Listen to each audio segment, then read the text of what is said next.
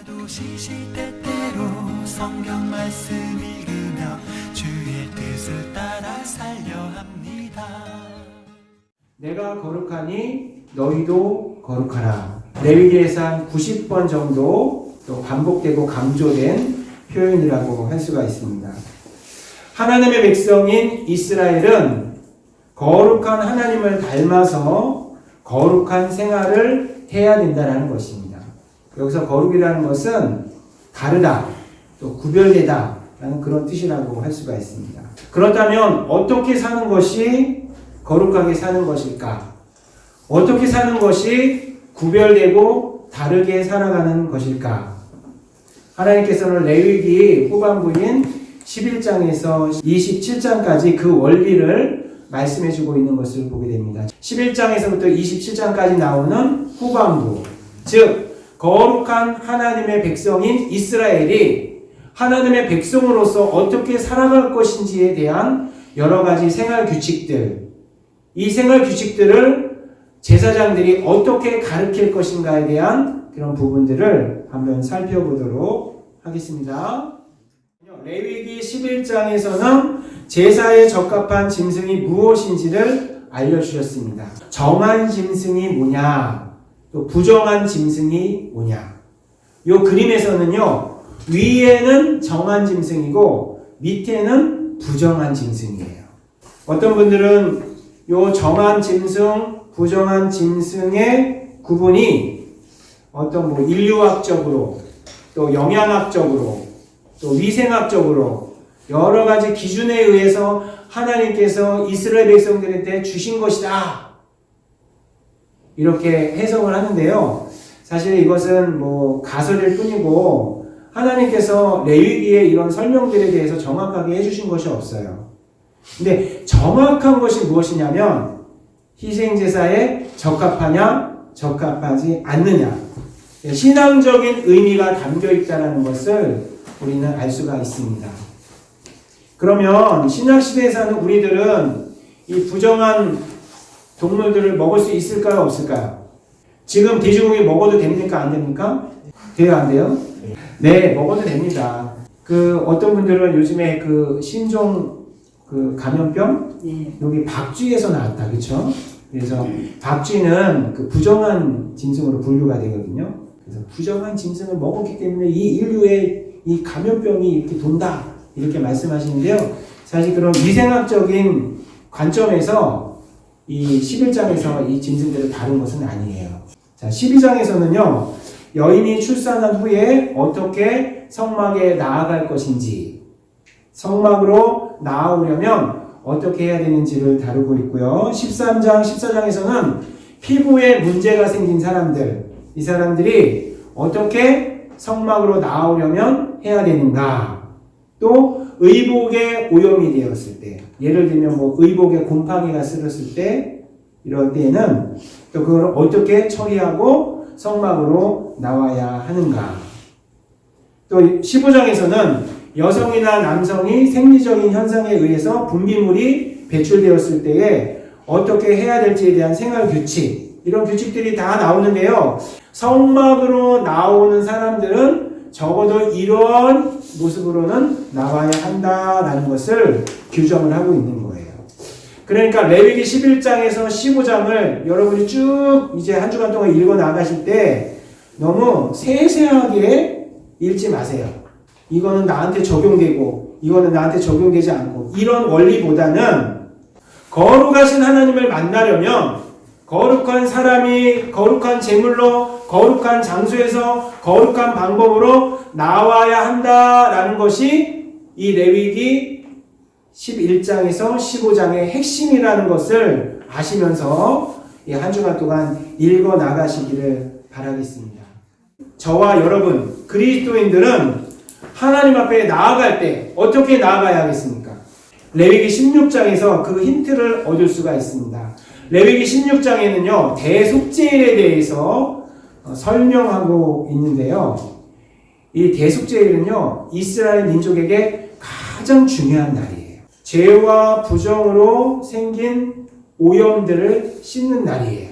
성소를 깨끗하게 하는 날이에요. 대속제일에는 세 가지 중요한 의식을 했는데요. 대제사장이 지성소로 나아가 희생 제물에 피를 쏟고 그 안에서 속죄 제사를 드려요. 두 번째 큰 행사는 온 나라의 죄를 이 속죄 양에게 전가를 시켜요. 뒤집어 씌운다라는 거예요. 이 양을 광야로 내어 보내면서 이 죄가 없어진다라는 상징으로 의식을 거행했던 거예요. 그리고 세 번째 중요한 의식은 모든 백성이 대속죄일에는 24시간 온종일 금식을 했어요. 이 대속죄일로 말미암아 온 이스라엘 백성들이 하나님의 의를 덧입어서 하나님 앞에 나아가 하나님을 만날 수 있도록 하셨다는 거예요. 신약의 히브리서를 보면요, 예수님을 온전하신 대제사장이라고 묘사를 하고 있습니다. 예수님도 자신의 피를 가지고 하늘 성소로 올라가서 인류의 대속죄를 얻어낸 인류의 대속죄일이 바로 예수님께서 십자가에 달려 돌아가신 바로 그 날이 되는 것입니다. 예수님은 단번에 십자가 위에서 영원히 효력이 있는 속죄 제사를 드린 것이에요. 예수님을 믿는 저와 여러분은 예수님 안에 속해 있음으로 말미암아 그 예수님이 드리신 영원한 대속죄 제사의 효력을 받아서 하나님 앞에 담대히 나아갈 수 있게 된 것입니다. 하나님 앞에 나아갈 때 누구를 의지하셔야 됩니까? 예수님을 의지하셔야 됩니다. 예수님의 보혈을 지나 예수님의 그 속죄 제사를 가슴에 품고 하나님, 예수님을 힘입어 하나님 앞에 나아갑니다. 나의 모습으로는 하나님 앞에 나아갈 수 없지만 예수 그리스도의 그 대속죄 제사를 가지고 주님 앞에 나아갑니다 라고 하시면 저와 여러분이 100점 만점에 100점이 되십니다. 17장에서는 예배 장소는 어떻게 해야 되는가? 성막 밖에서 예배 드리지 말라고 해요. 자, 18장에서는 식생활은 어떻게 되는가? 성생활은 어떻게 되는가? 19장에서는 사랑을 어떻게 실천해야 되는가? 특별히 내 이웃을 내 몸과 같이 사랑하라는 하나님의 거룩한 백성이 거룩하게 살아가는 방법. 이 거룩한 삶의 원리는요, 사랑이에요, 사랑. 하나님을 사랑하는 방법, 이웃을 사랑하는 방법. 이 사랑으로 살아가는 방법이 레위기 17장 이후에 나오고요. 이 거룩한 생활 규칙을 어기면은 계약이 파기되는 거예요. 이 땅에서 쫓아낸다고 말씀하셨어요. 계약을 파기할 경우. 물론 이 언약을 은혜로 계속해서 갱신해 주시지만 이 언약을 끝끝내 어길 경우에는 이 땅에서 쫓아내시겠다고 말씀하셨어요. 이 레위기 20장에서는 거룩하지 못한 생활을 했을 때에는 이렇게 엄청난 결과가 다가오니 처음부터 이 죄의 싹을 잘라내는 강력한 형벌을 제정해 주셨어요. 아주 무시무시한 형벌을 제정해 주셨어요. 하나님께서 이 하나님의 백성에게 요구하시는 이 거룩한 삶의 기준은 저와 여러분이 생각하는 것보다 굉장히 높아요. 27장까지 쭉 나오는데 제사장의 삶에 대해서도 다루고 유월절을 비롯한 여러 가지 절기에 대해서도 다루고 안식년 7년마다 한 번씩 땅을 쉬게 하는 거, 또 50년마다 한 번씩 그 땅의 원래 주인에게 돌아가게 하는 이런 여러 가지 규칙들도, 생활 규칙들도 알려주고 있는 모습을 보게 됩니다. 그러면서 레위기 27장에서 끝날 때 어떻게 끝나냐면 이스라엘이 이 거룩한 규칙들을, 생활 규칙들을 잘 지키면 하나님께서 복을 주실 것이고 이 약속을 지키지 못하면 저주가 임할 것이라는 이런 계약서의 마지막 조항이 딱 맺으면서 도장이 꽝 찍히는 모습을 볼 수가 있습니다. 여러분, 하나님께서 거룩하게 사는 하나님의 백성들에게 복을 주실 줄 믿습니다. 이 하나님의 복을 바라보시면서 거룩한 백성으로 살아가신 저와 여러분 되시기를 주님의 이름으로 축원드립니다. 민수기, 히브리 성경에는요, 민수기의 제목이 굉장히 독특해요. 광야에서가 이 민수기의 원래 제목이에요. 광야에서. 민수기는요, 광야에서라는 제목에서처럼 지리적인 장소가 세 군데가 등장하고요. 이 세 군데에서 한 군데에서 또 한 군데로 이동하는 것을 따라서 그 내용이 구분된다라는 것을 알 수가 있습니다. 이번 주에는요, 1장에서 7장을 읽어가게 되는데요. 1장에서 7장은 시내산 주변에서 이루어진 시내 광야라고 하거든요. 이 시내 광야에서 이루어진 일들을 다루고 있습니다. 근데 왜 우리나라 성경, 우리말 성경은 민수기라고 했을까? 민수기에서 이 한자어가요. 민자는 무슨 민자? 백성 민자. 숫자는? 세수. 그러니까는 백성을 세는 게 뭐예요? 인구조사예요. 인구조사. 그래서 민수기 보면은요, 이스라엘 백성들을 인구조사를 한 것이 2번 정도 나오고요. 또 다른 그 밖에 여러 숫자 목록이 나와서 민수기, 이게 원래 헬라어 성경과 라틴어 성경을 그대로 번역한 것이라고 할 수가 있습니다.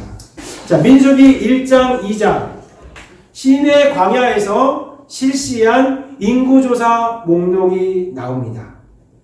20세 이상 전쟁에 나갈 수 있는 남자의 숫자만 쉬워요. 약속의 땅을 얻기 위한 준비를 하는 거예요. 이스라엘에 군사가 몇 명이나 될까 조사를 한 거예요. 조사를 했더니 60만 명 정도 된 거예요. 맨 처음에 70명의 야곱의 가족들로 시작하여서 시작된 이스라엘 민족이 20세 이상의 남자만 60만 명이 되는 그런 대군의 민족으로 번성하게 된 것입니다. 하나님께서 그 옛날 아브라함에게 약속하셨던 그 약속이 수백 년을 거치면서 실현되어지는 놀라운 역사를 이 민수기 1장, 2장에서 우리가 목격할 수가 있는 거예요. 민수기 1장을 사실 근데 읽어보면은요, 너무 지겨워. 몇 지파는 몇 명이고, 몇 지파는 몇 명이고.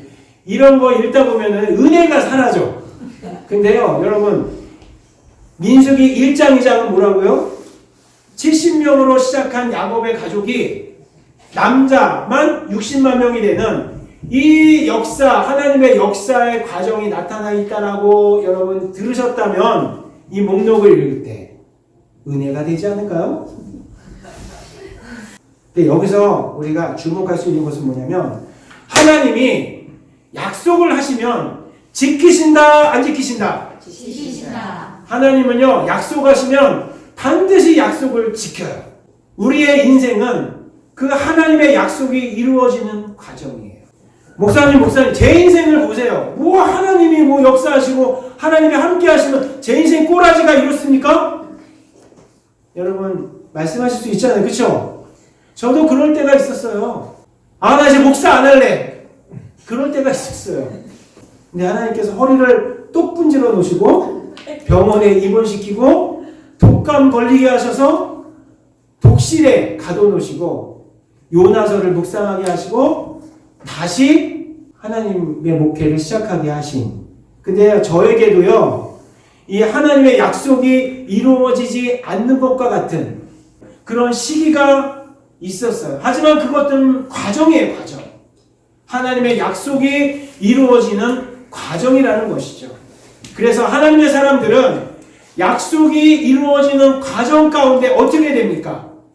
저를 따라해 보겠습니다. 버티고, 견디자, 버티고, 견디자. 이 텐트의 진이 이 그림에서처럼 이렇게 되는 거예요. 근데 중심에 뭐가 있습니까? 성막이 있어요. 이스라엘 공동체의 중심은 누구예요? 하나님이에요. 하나님이 중심이 되어서 하나님의 약속이 이루어지는 과정들을 이루어 나가는 것. 교회의 중심도 누가 되어야 합니까? 하나님이 되어야 합니다. 여러분의 삶의 중심도 누가 되어야 합니까? 하나님이 되어야 하는 것입니다. 그리고 또 중요한 것은 이 성막이 이동하면 이스라엘 백성들도 이동하고 성막이 멈추면 이스라엘 백성들도 멈췄다는 것, 이것을 기억하시면 좋겠습니다. 민수기 3장 4장에서는요 레위인에 대해서 나와요. 이스라엘이 인구조사를 했잖아요. 근데 그 인구조사에서 레위인들은 싹 제외를 시켜요. 왜냐? 다른 백성들은 전쟁을 할 사람들이지만 레위인들은 전쟁을 할 사람들이 아니라는 거예요. 레위인들은 하나님의 임재의 장소인 성막을 봉사하는 사명을 맡았기 때문이다. 민수기 5장 6장에서는 진을 정결하게 하는 내용이 나옵니다. 거룩하신 하나님이 성막에 임재하시려면 성막과 성막 주변에 있는 진들이 정결해야 했어요. 하지만 만약에 그 안에서 부정한 사람이 생기면 진이 죄로 오염될 때에 어떻게 정결하게 할 것인지에 대한 부분이 나오고 있는 모습을 볼 수가 있습니다. 그러면서 제사장의 축복으로 이 민수기 6장이 마무리가 돼요. 이것은 무엇이냐면 하나님은 정결한 하나님의 백성들에게 복을 주신다라는 의미가 될 수가 있습니다. 하나님은 정결한 하나님의 백성들을 기뻐하신다. 그래서 한 주간 동안 여러분 하나님의 정결한 백성으로 살아가시는 저와 여러분 되시기를 주님의 이름으로 축원합니다.